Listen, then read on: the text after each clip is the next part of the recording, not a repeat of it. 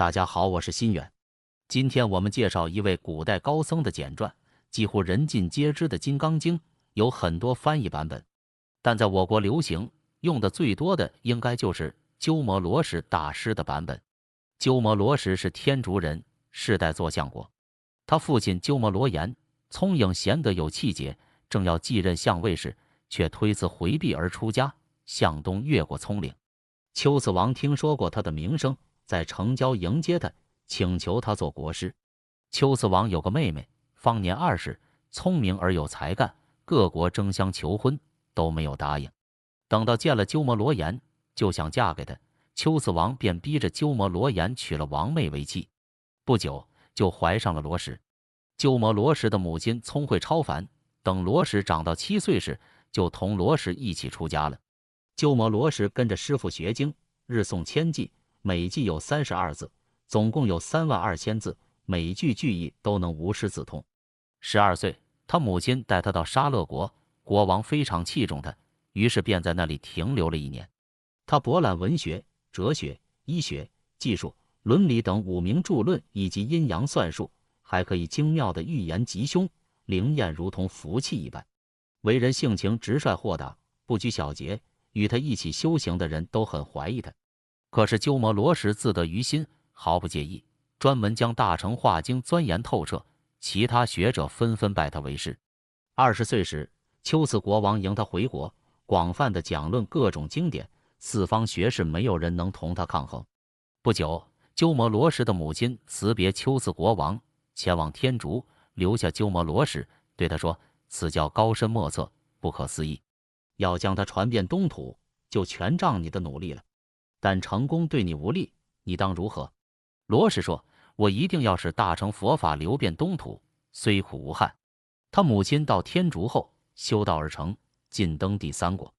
西域各国都为罗什的神俊而倾倒，每到讲说佛法时，各位王侯都长跪在罗什左侧，让罗什从他们身上踏过而登上讲台。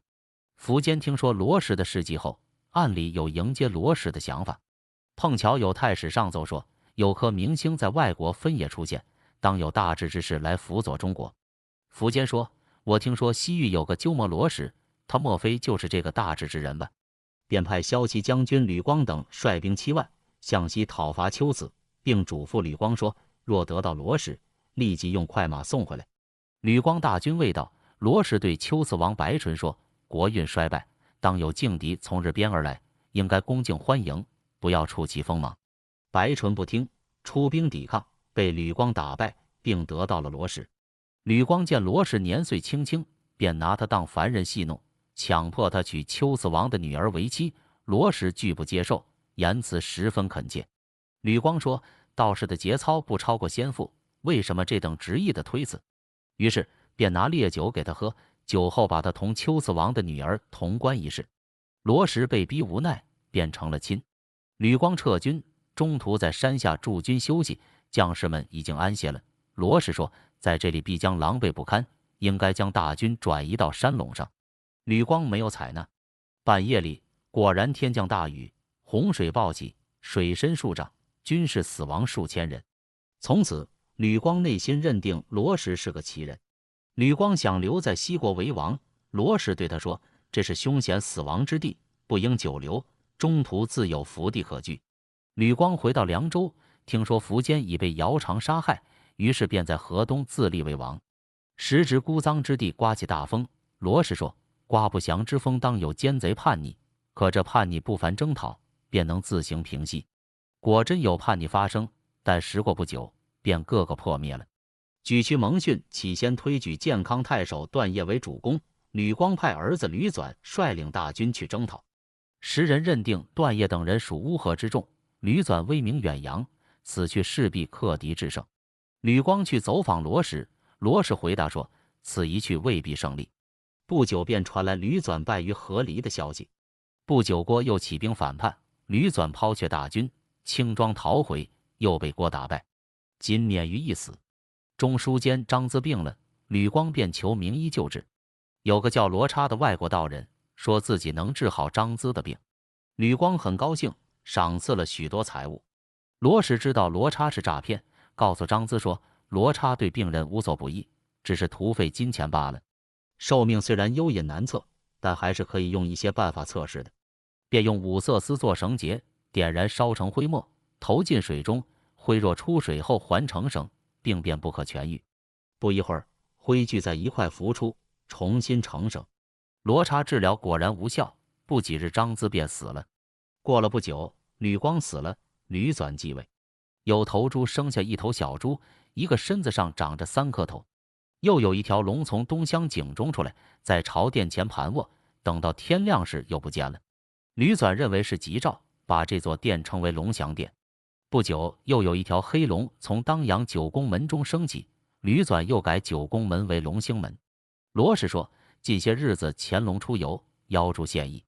龙是阴美，出没有一定时间，现在屡次出现，实则灾兆，一定会有下人阴谋篡位，应该克己修德，来报答上天的警戒。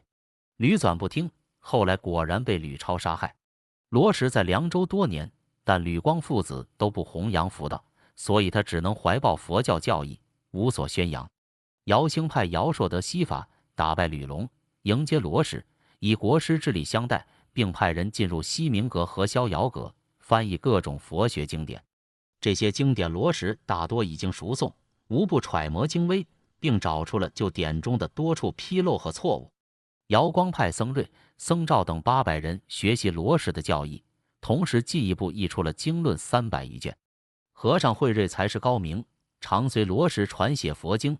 罗什每为慧瑞讲授西方文词，商讨中西文词统一，说天竺国风俗重视文化礼制，他的音律体韵以能入管弦乐器为最好。凡是觐见国王，都要歌颂他的美德，佛经中的寄颂都是他的体示。罗什爱好大乘佛法，立志将它演绎出来，常常叹息说：“我如果下笔做出大乘阿毗昙，其功德不是迦旃子所能比拟的。如今能懂他的人很少，将到哪儿去找人谈论呢？只好为姚兴著作了《实相论》2卷。姚兴把这部书奉若神灵。鸠摩罗什曾经在长安草堂寺讲经，姚兴同朝臣、大德和尚1000多人肃容观听。罗什忽然走下高座，对姚兴说：“有2个小孩坐在我的肩膀上，像是要妇人了。”姚兴便诏令宫女进奉，一经交合，生下2个儿子。姚兴曾经对罗什说：“大师聪明超绝，天下无双，哪能让法种绝世呢？”于是又把10个艺伎送给他，逼着他接受下来。从此，罗什不再住僧房了，另盖厢房居住，其他的僧人也多仿效他。罗什于是便装满1钵小针，召集众僧人对他们说：“你们若能仿效我吃针，便可成家养妻了。”说罢，拿起汤匙吃针，像吃一般食物一样。众僧人自愧不能服食，便自动停止了思绪其事。悲度比丘在彭城听说罗什在长安，便叹息说：“我同这人游西，一别已经300余年，今生相见杳然无期，迟了只有来生相遇。”罗什临终前几天，觉得四体欠安，便3次念诵佛咒，又令外国弟子念诵来挽救他。神力还未生效，但已察觉生命危殆，于是竭尽全力向众僧告诉说：“因奉扬佛法，与诸位相遇，我未能尽心传授，只有待于来世，悲伤之情何可言状？”死在长安。姚兴在逍遥园依外国的方式用火焚尸，柴火熄灭以后，尸身破碎了，只有舌头完好如故。南北朝时期梁国高僧慧皎所著的《高僧传》详细记录了鸠摩罗什大师的一生，也是目前已知的所有关于鸠摩罗什大师研究传记的源头性资料。慧皎大师以朴实无华的语言、客观的笔触和真挚的感情，记录了鸠摩罗什大师这位天才译经师跌宕起伏的一生，令人唏嘘。古文的简练精妙，意蕴悠长，并非白话翻译可以替代。